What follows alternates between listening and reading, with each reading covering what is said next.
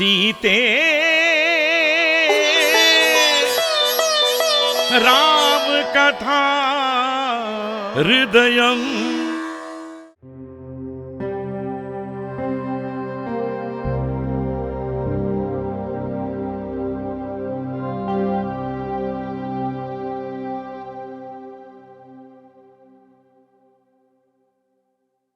प्रभु, लगता है आप किसी गंभीर विषय के बारे में सोच रहे हैं। ये सोच नहीं है देवी, अपितु भय हो रहा है। माताश्री। प्रभु, आपको कौन सा भय सता रहा है? यदि आपने मुझे नहीं बताया तो मैं समाधान कैसे करूं? ये सिर्फ सोच मात्र से मिट जाए वो भय नहीं है देवी। एक अप्रिय व्यक्ति के स्वयंवर में आगमन का अंदेशा है। इसीलिए लगता है जैसे एक बहुत बड़ा संकट हमारे महल के द्वार पर ही खड़ा है। प्रभु, क्या मैं पूछ सकती हूँ कि स्वयंवर में आने वाला ऐसा भयानक व्यक्ति आखिर है कौन? अब तक उसने अपने दुर्व्यवहार से देवताओं के साथ क्लेश, महाविष्णु के साथ शत्रुता, ऋषि मुनियों में भय और आक्रोश उत्पन्न करने वाला लंका अधिपति दशानन रावण शिव धनुष को उठाकर स्वयंवर में विजय पाने के हठ को लेकर वो लंका से मिथिला की ओर प्रस्थान कर चुका है। ये बात हमारे गुप्तचरों ने हमें बताई। कहीं वो शिव धनुष को उठाकर उसे बांधने में सफल हो गया तो कैसा अनर्थ हो जाएगा देवी, इसी बात का हमें भय है। जी हाँ प्रभु, उस रावण ने यदि स्वयंवर में विजय पाली तो जिस अनमोल मोती की हमने प्यार से इतनी अच्छे से परवरिश की, उसे अग्नि की आहुति में देने के बराबर होगा महाराज। सही कह रही हो देवी, सही कह रही हो।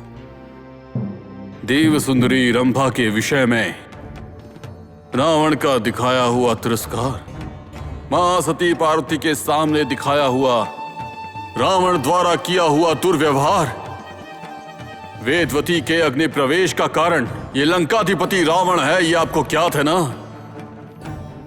महामुनि नारद ने भी हमें सूचित किया था देवी, रावण का आगमन हमारे लिए बहुत भयानक हो जाएगा। क्या आपको ऐसा नहीं लगता देवी? उर्मिला, तुम जो कुछ भी कहने यहाँ आई हो वो 1-2 दिन के पश्चात कह देना। अब तुम यहाँ से जाओ।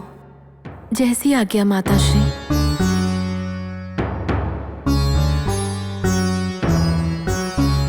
जी हाँ प्रभु, उस अहंकारी रावण के कारण अब हमें हमारी सीता के भविष्य के बारे में अब सोचना ही होगा महाराज। प्रभु, अगर उस रावण के यहाँ आने से पहले ही हम इस स्वयंवर को रद्द कर दें तो? नहीं नहीं, इससे रावण और क्रोधित हो सकता है और अपने सैन्य बल के साथ हम पर आक्रमण करे तो हमें इस बात का कोई आश्चर्य भी नहीं होगा। और मुझे यही चिंता सता रही है।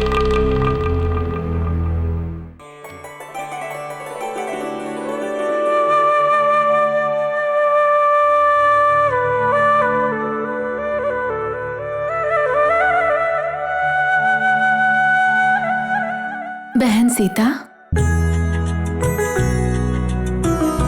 ये क्या कर रही हो? माताश्री और पिताश्री तुम्हारी चिंता कर रहे हैं, परंतु तुम यहाँ किसी पक्षी का चित्र बना रही हो। उर्मिला, ये कोई साधारण पक्षी का चित्र नहीं है। महर्षि वाल्मीकि जी से कथा को सुनकर, उस पुरुषोत्तम की कथा हमें सुनाकर जो पक्षी लुप्त हो गया, ये उसका चित्र है। बहन, यदि तुम महापुरुषोत्तम के बारे में सोच रही हो तो एक कपटी अधम पुरुष स्वयंवर में आ रहा है। कहीं अगर उसने स्वयंवर को जीत लिया और तुमसे विवाह का प्रस्ताव रखा, इसी विषय में सभी लोग चिंतित हैं। यदि हम शुक्राणी की कथा पर विश्वास करते हैं तो कथा के अनुसार वो पुरुषोत्तम ही आकर विजय प्राप्त करेंगे, ना कि कोई अधम पुरुष। सीता बहन, इस समय स्वयंवर में जो आने वाले हैं वो लंकाधिपति महान पराक्रमी रावण है।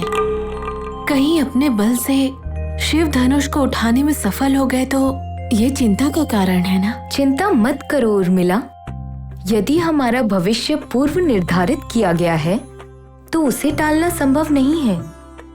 हमें अच्छाई की आशा करनी चाहिए और बुरे का सामना करने के लिए तत्पर रहना चाहिए।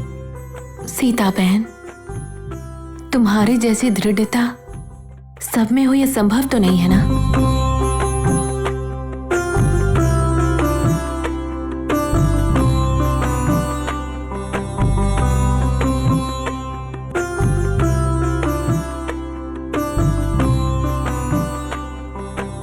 शुक्रानी, आपने तो कह ही दिया है ना, तो भला मैं चिंता क्यों करूं?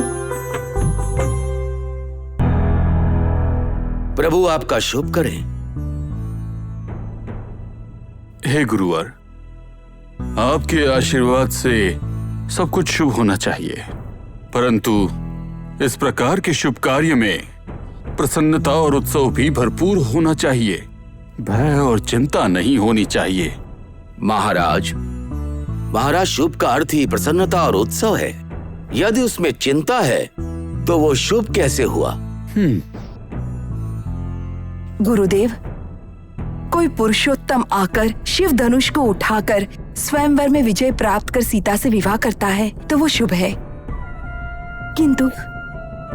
किंतु अब लंकाधिपति स्वयंवर में आ रहे हैं तो हमें बहुत चिंता हो रही है।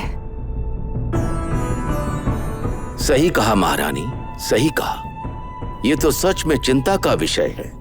मंगल कार्य में अगर देह आरती से भस्म हो जाए तो वो मंगल कार्य नहीं है। गुरुवर, अब तक तो शिव धनुष को जो भी उठाने आया था उन सभी राजाधिराजों से हजारों गुणों ज्यादा पराक्रमी और अहंकार से भरा हुआ।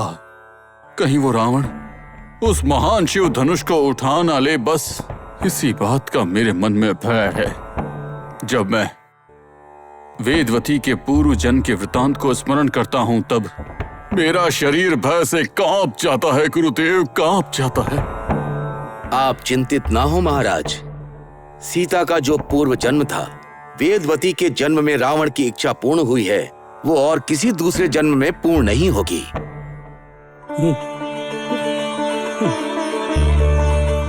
शुभमस्तु।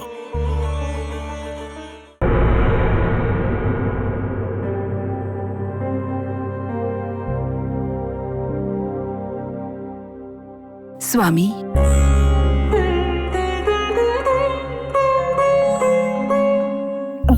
क्या आप विश्वामित्र जी के साथ गए हुए राम लक्ष्मण के बारे में सोच रहे हैं? स्वामी, राम और लक्ष्मण के विषय में सिद्धाश्रम में से विश्वामित्र जी ने कोई संदेश नहीं भेजा? कौशल्या, सुमित्रा, मैं भी आप दोनों की तरह सिद्धाश्रम से आने वाले समाचार की व्याकुलता से प्रतीक्षा कर रहा था। इतना ही नहीं, राम और लक्ष्मण का अयोध्या में सकुशल लौट आने की हर क्षण अपेक्षा करते हुए मैं चिंतित रहता हूं। विश्वामित्र जी की शक्ति का मुझे ज्ञात है। वशिष्ठ महामुनि के आश्वासन के पश्चात भी राम से अति प्रेम होने के कारण उनका अलगाव मुझसे सहन नहीं हो रहा। अब से रामचंद्र को क्षण भर के लिए मैं अपने आप से दूर नहीं करूंगा। अभी वो मेरे निकट नहीं है तो उसके ना होने का दुख मुझे सहन करना होगा। स्वामी, आपकी ही तरह हमारी भी इच्छा है कि हमारे पुत्र हम सबकी आंखों के सामने ही रहे, परंतु क्या करें, राजा की आज्ञा का पालन करने वाले बच्चों को दूर जाने से रोकने के लिए हम जैसी माताएं असमर्थ हैं। हम क्या ही कर सकती हैं? हर क्षण असहाय होकर हर संकट को हम सह लेते हैं। उनकी कर्तव्य निष्ठा में कोई बाधा न हो इसलिए शांत रहते हैं। आपकी बातें सत्य हैं। रामचंद्र का वियोग मुझे बहुत दुखी कर रहा है महारानी। आप दोनों तो मां हैं, मुझसे अधिक दुखी होंगी। इसका मुझे ज्ञान है।